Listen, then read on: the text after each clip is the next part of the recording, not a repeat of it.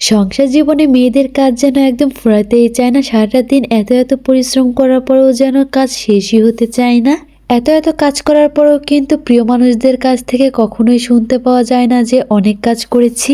আজকে তো খুব ভোরেই উঠে পড়েছি সকাল সকালে, আর এসেই কিন্তু আমি প্রথমে হাঁস মুরগির এই খোপের দিকে চলে এসেছি। আজকে সারাদিন যেহেতু মোটামুটি ব্যস্ত থাকবো, এর জন্য আর অন্য কোনো কিছুই রান্না করতে ইচ্ছা করছিল না। আমি তো সব থেকে সহজ পদ্ধতি যেটা সেটাই খুঁজছিলাম যে কোনটা রান্না আমার জন্য একদম সুবিধা মনে হবে। হঠাৎ করে আমার মনে পড়ে যে ডিমের রেসিপিটা খুবই সহজ, তো কেননা এটাই করা যাক। আমার শাশুড়ি আম্মা কিন্তু অনেক বড় একজন সাংসারিক মানুষ, ওনার কাছ থেকে আমার টুকিটাকি শেখা আর কি, কিভাবে সংসার করতে হয়, সংসার কিভাবে গুছিয়ে রাখতে হয়। এই যে এখানে যতগুলো হাঁস মুরগি দেখছেন ছোট থেকে বড় সবই কিন্তু আমার শাশুড়ি আম্মার। আমার শাশুড়ি আম্মা এত হাঁস মুরগি পালে বিধায় কিন্তু আমরা এত ফ্রেশ মুরগির ডিম হাঁসের ডিম খেতে পারি।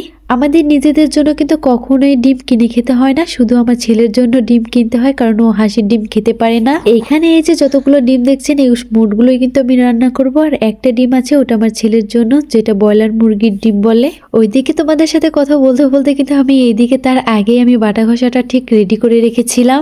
আর এরপরে কিন্তু আমি আলুগুলো হালকা তেলে ভেজে নিচ্ছি। আসলে ভাজা আলু কিন্তু সব থেকে বেশি ভালো লাগে আমার কাছে ভোনার মধ্যে। এই তো এখানে কিন্তু আমি ডিম আর আলুগুলো সুন্দরভাবে ভেজে নিয়েছি।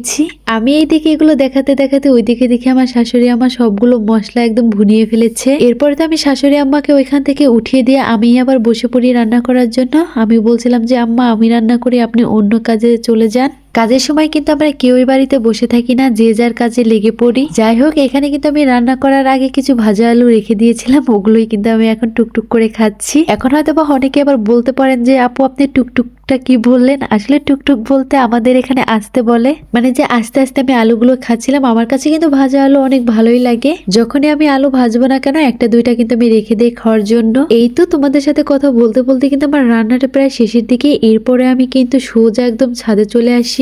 আর এই সময়টা ছিল কিন্তু ঠিক বিকালের সময়। বিকালের দিকে কিন্তু আমাদের তেমন একটা কাজ থাকে না, যতটুকু কাজ থাকে সেটা খুব তাড়াতাড়ি হয়ে যায়। তো এখন আমরা কিন্তু মোটামুটি ফ্রি। এরপরে কিন্তু আমরা ছাদে এসে এই রসুনগুলো নিয়ে যাব, কারণ যে ধানের বতর যেতে না যেতেই কিন্তু আমাদের রসুন লাগানোর বতর চলে এসেছে, পেঁয়াজ লাগানোর বতর চলে এসেছে। আমার শাশুড়ি আমা তো বলছিল যে তুমি ছাদে থেকে সবগুলো রসুন নিয়ে চলে এসো। বিয়ের পরে বুঝতে পারলাম যে সংসার জীবনটা এতটাও সহজ না। দূর থেকে যতটা সহজ মনে হয়, আসলে কাজ থেকে যে তার থেকেও বেশি কঠিন সেটা কিন্তু এখন হাড়ে হাড়ে বোঝা যায়। এটা শুধু আমার ক্ষেত্রে না, আমি মনে করি প্রতিটা মেয়ের জীবনে অন্যরকম একটা পার্ট চলে আসে বিয়ের পরে। বিয়ের আগে একটা মেয়ে যেভাবে স্বাচ্ছন্দ্যবোধ ভাবে চলাফেরা করতে পারে, বিয়ের পরে কিন্তু একদমই পুরোটা ভিন্ন। তখন কিন্তু সে মেয়েটা সংসার ছাড়া আর কিছুই বুঝতে চায় না। একটা মেয়ের বিয়ের পরেই তো তখন শ্বশুর বাড়ির সবকিছু হয়, স্বামী সন্তান সংসার এগুলোই তার জীবনের একটা নতুন পার্ট চলে আসে। যাই হোক, সেই কথাগুলো আজকে বাদই দেই। এখানে কিন্তু আমরা একটা একটা করে আমি আর আমার শাশুড়ি আম্মা কোয়াগুলো ছাড়িয়ে নিচ্ছিলাম। বেছুন রসুন গুলো কিন্তু লাগাতে হলে এভাবেই কিন্তু কোয়াগুলো ছাড়িয়ে নিতে হয়। সব থেকে বড় বড় যে সাইজগুলো ওগুলোই কিন্তু আমরা এখানে রেখে দিয়েছিলাম, আর ছোটগুলো আমরা নিজেরা পরে খাবো বলে ঝুড়িতে রেখে দিয়েছি।